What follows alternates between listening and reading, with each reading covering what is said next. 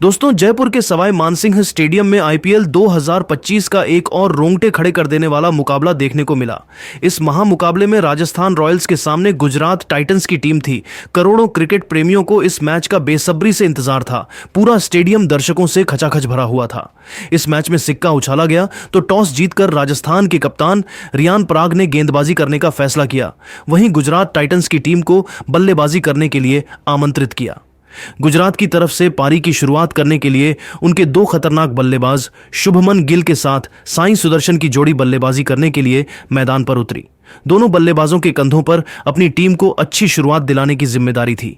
वहीं राजस्थान रॉयल्स की तरफ से पहले ओवर में गेंदबाजी करने के लिए आए रफ्तार के सौदागर जोफ्रा आर्चर शानदार गेंदबाजी का नजारा पेश कर रहे थे, लेकिन ओवर की अंतिम गेंद पर साई सुदर्शन ने अपने अंदाज में खतरनाक चौका लगाकर पहले ओवर में 6 रन बटोर लिए। राजस्थान रॉयल्स की तरफ से दूसरा ओवर लेकर आए महेश तीक्ष्णा के शुरुआती 2 गेंद पर शुभमन गिल ने दौड़कर 2 रन बटोर लिए। फिर तीसरी गेंद पर सिंगल लेकर स्ट्राइक साई सुदर्शन को दे दिया।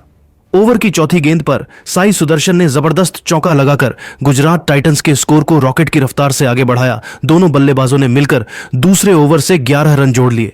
2 ओवर की समाप्ति के बाद गुजरात टाइटंस का स्कोर 17 रनों तक पहुंच गया। गुजरात टाइटंस की शुरुआत बेहद शानदार हो चुकी थी। वहीं राजस्थान रॉयल्स को विकेट की तलाश थी। तीसरे ओवर में राजस्थान रॉयल्स के कप्तान रियान पराग ने गेंदबाजी करने के लिए युद्धवीर सिंह को बुला लिया। युद्धवीर अपने गेंदबाजी से दोनों बल्लेबाजों को खूब परेशान कर रहे थे। तभी 5वीं गेंद पर शुभमन गिल ने सनसनाता हुआ चौका लगा दिया। फिर अगली गेंद को भी चौके में तब्दील कर दिया। दोनों बल्लेबाजों ने मिलकर गुजरात टाइटंस के स्कोर को 3 ओवर में 27 रनों तक पहुंचा दिया। दोनों बल्लेबाज पूरी तरीके से सेट हो चुके थे और तेजी से रन बटोरते हुए अपनी टीम के स्कोर को आगे बढ़ा रहे थे। राजस्थान की तरफ से विकेट की तलाश में चौथा ओवर लेकर आए जोफ्रा आर्चर की तीसरी गेंद पर शुभमन गिल ने शानदार चौका लगाया। फिर चौथी गेंद पर सिंगल लेकर स्ट्राइक साई सुदर्शन को दे दिया। ओवर की 5वीं गेंद पर साई सुदर्शन ने भी जबरदस्त चौका लगाकर जोफ्रा आर्चर की धज्जियां उड़ा दी। जोफ्रा आर्चर ने चौथे ओवर में 11 रन खर्च कर दिए। 4 ओवर की समाप्ति के बाद गुजरात टाइटंस का स्कोर बिना किसी विकेट के नुकसान पर 38 रनों तक पहुंच गया।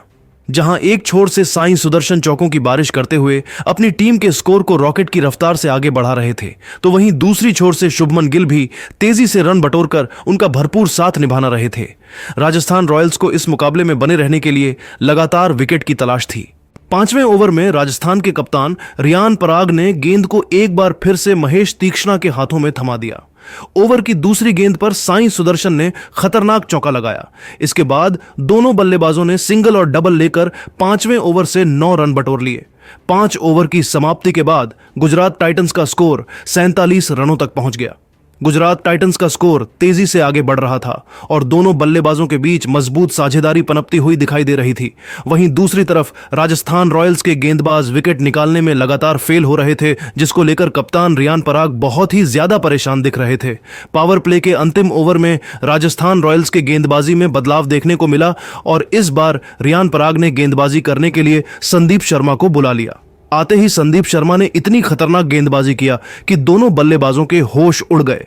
साई सुदर्शन और शुभमन गिल को संदीप की गेंद बिल्कुल भी समझ में नहीं आ रही थी और एक रन बनाने के लिए काफी मुश्किल हो रहा था। शानदार गेंदबाजी करते हुए संदीप शर्मा ने 6वें ओवर से 6 रन ही बनने दिया, लेकिन संदीप शर्मा भी अपनी टीम को सफलता नहीं दिला सके। 6 ओवर की समाप्ति के बाद गुजरात टाइटंस का स्कोर बिना किसी विकेट के नुकसान पर 50 रनों के आंकड़े को पार कर गया। राजस्थान के कप्तान रियान पराग ने अपने 4 गेंदबाजों को आजमा लिया था, लेकिन कोई भी गेंदबाज एक भी विकेट नहीं निकाल पाया था।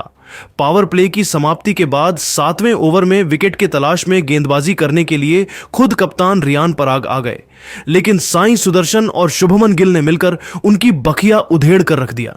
रियान पराग के ओवर की तीसरी गेंद पर शुभमन गिल ने गगनचुंबी छक्का लगाकर गुजरात टाइटंस के स्कोर को रॉकेट की रफ्तार से आगे बढ़ाया। इसके बाद भी दोनों बल्लेबाजों का बल्ला रुकने का नाम नहीं लिया और तेजी से रन बटोरते हुए 7वें ओवर में 14 रन जोड़ लिए। रियान पराग का यह ओवर राजस्थान रॉयल्स के लिए काफी महंगा साबित हुआ। 7 ओवर की समाप्ति के बाद गुजरात टाइटंस का स्कोर बिना किसी विकेट के नुकसान पर 67 रनों तक पहुंच गया था। जिस तरीके से शुभमन गिल और साई सुदर्शन बल्लेबाजी कर रहे थे, उसे देखकर तो यही लग रहा था कि आज दोनों बल्लेबाज अलग ही मकसद से मैदान में उतरे हैं। राजस्थान रॉयल्स की टीम को लगातार विकेट की तलाश थी। 8वें ओवर में भी राजस्थान की गेंदबाजी में बड़ा बदलाव देखने को मिला और इस बार रियान पराग ने वानिंदु हसरंगा पर भरोसा जताते हुए गेंदबाजी करने के लिए उनको भेजा। खतरनाक गेंदबाजी करते हुए वानिंदु हसरंगा ने दोनों बल्लेबाजों को तारे दिखा दिए। शुभमन गिल और साई सुदर्शन संभल कर खेल रहे थे और अपना विकेट बचा रहे थे। शानदार गेंदबाजी करते हुए वानिंदु हसरंगा ने 7वें ओवर में 7 रन ही खर्च किया, लेकिन उनको भी विकेट नहीं मिल पाया। 8 ओवर की समाप्ति के बाद गुजरात टाइटंस का स्कोर बिना किसी विकेट के नुकसान पर 74 रनों तक पहुंच चुका था। राजस्थान रॉयल्स की तरफ से 9वें ओवर में कप्तान रियान पराग ने विकेट की तलाश में गेंदबाजी करने के लिए युद्धवीर सिंह को बुला लिया, लेकिन इस बार दोनों बल्लेबाजों ने मिलकर उनकी जमकर कुटाई कर दी। सबसे पहले ओवर की पहली ही गेंद पर शुभमन गिल ने चौका लगाया, दूसरी गेंद पर दौड़कर 2 रन पूरा कर लिया, फिर तीसरी गेंद पर सिंगल लेकर स्ट्राइक साई सुदर्शन को दे दिया। 9वें ओवर की आखिरी गेंद पर साई सुदर्शन ने सनसनाता हुआ छक्का लगाकर युद्धवीर सिंह को घुटने टेकने के लिए मजबूर कर दिया। युद्धवीर सिंह ने अपने इस ओवर से 13 रन खर्च कर दिए। इस तरीके से दोनों बल्लेबाजों ने तूफान मचाते हुए गुजरात टाइटंस के स्कोर को 9 ओवर में 87 रनों तक पहुंचा दिया। दोनों बल्लेबाज राजस्थान के हर गेंदबाजों की जमकर कुटाई कर रहे थे, जबकि शुभमन गिल तेजी से अपने अर्धशतक की तरफ बढ़ रहे थे। वहीं राजस्थान की टीम को मुकाबले में बने रहने के लिए लगातार विकेट की तलाश थी। 10वें ओवर में कप्तान रियान पराग ने रणनीति बनाई और गेंद को एक बार फिर से वानिंदु हसरंगा के हाथों में थमा दिया। खतरनाक गेंदबाजी करते हुए हसरंगा ने इस बार दोनों बल्लेबाजों को पूरी तरीके से बांध कर रखा। साई सुदर्शन और शुभमन गिल इस ओवर में एक रन बनाने के लिए तरस रहे थे। ओवर की तीसरी गेंद पर शुभमन गिल ने दौड़कर 1 रन पूरा किया और इसी के साथ 29 गेंद में अपना तूफानी अर्धशतक भी ठोक दिया। दोनों बल्लेबाज मिलकर 10वें ओवर से 5 रन ही जोड़ सके। इस तरीके से 10 ओवर की समाप्ति के बाद गुजरात टाइटंस का स्कोर 92 रनों तक पहुंच गया। 10 ओवर के खत्म होने के बावजूद राजस्थान की टीम अब तक एक भी विकेट नहीं निकाल पाई थी। जिस तरीके से गुजरात टाइटंस का स्कोर तेजी से आगे बढ़ रहा था और राजस्थान के गेंदबाज विकेट निकालने में फेल हो रहे थे, उसे देखकर तो यही लग रहा था कि आज गुजरात टाइटंस की टीम राजस्थान रॉयल्स को 190 से 200 रनों का लक्ष्य आसानी से दे सकती है। लेकिन दोस्तों, अब आपको क्या लगता है, इस बार आईपीएल की चमचमाती ट्रॉफी कौन सी टीम जीतने वाली है? आप खुद नीचे कमेंट करके बताइए और क्रिकेट जगत से संबंधित ऐसी ही नई वीडियो के लिए हमारे चैनल को जरूर सब्सक्राइब करिए। धन्यवाद। विराट कोहली और रजत पाटीदार के तूफान के बाद बेंगलुरु के गेंदबाजों ने चेन्नई सुपर किंग्स के बल्लेबाजी को घुटने टेकने पर उनके ही घर में मजबूर कर दिया, लेकिन रचिन रविंद्र और शिवम दुबे अंतिम ओवर तक मुकाबले में लड़ते रहे। रचिन रविंद्र के इस शानदार बल्लेबाजी को देखकर पूरे क्रिकेट जगत की आंखें फटी की फटी रह गईं। तो आखिर इस अंतिम ओवर के मैच में किस टीम ने मारी बाजी? दोस्तों, आईपीएल 2025 के 8वें और सबसे रोमांचक मुकाबले में आईपीएल इतिहास की 2 सबसे बड़ी टीमें एक दूसरे के सामने थी। इस बार अर्थुराज गायकवाड़ के कप्तानी वाली चेन्नई सुपर किंग्स के सामने बेंगलुरु की टीम थी। इस रोंगटे खड़े कर देने वाले मुकाबले में चेन्नई सुपर किंग्स के कप्तान अर्थुराज गायकवाड़ ने टॉस जीता और पहले गेंदबाजी का फैसला लिया और बेंगलुरु की टीम को पहले बल्लेबाजी करने के लिए आमंत्रित किया।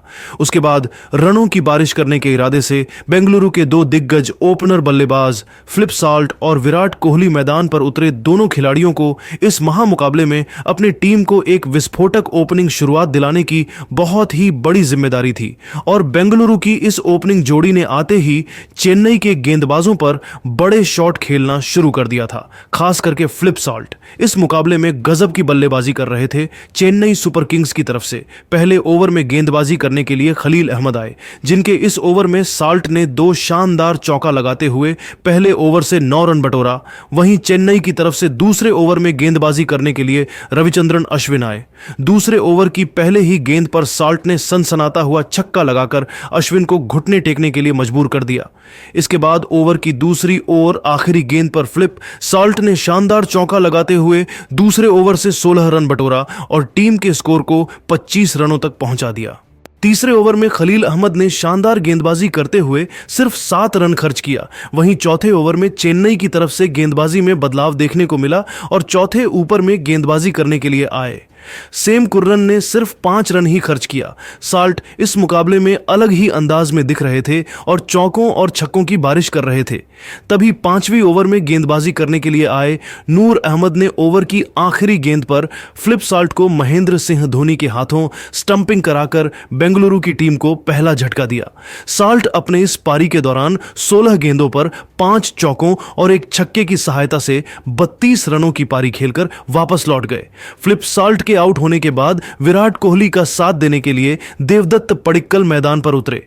वहीं 6वें ओवर में गेंदबाजी करने के लिए एक बार फिर से सेम कुर्रन आए। इस ओवर की 5वीं गेंद पर देवदत्त पडिक्कल ने खतरनाक छक्का लगाते हुए 6 ओवर में टीम के स्कोर को 56 रनों तक पहुंचा दिया। देवदत्त बल्लेबाजी करने के लिए सेट हो चुके थे। 7वें ओवर में गेंदबाजी करने के लिए चेन्नई की तरफ से रविंद्र जडेजा आए। इस ओवर में देवदत्त पडिक्कल ने तो अपना असली रूप दिखा दिया। ओवर की दूसरी ही गेंद पर देवदत्त पडिक्कल ने शानदार चौका लगा दिया। ओवर की चौथी गेंद पर भी देवदत्त पडिक्कल ने जबरदस्त चौक जड़ा। वहीं ओवर की 5वीं गेंद पर शानदार छक्का लगाते हुए टीम के स्कोर को तेजी से आगे बढ़ाया। 7 ओवर के समाप्ति के बाद बेंगलुरु का स्कोर एक विकेट के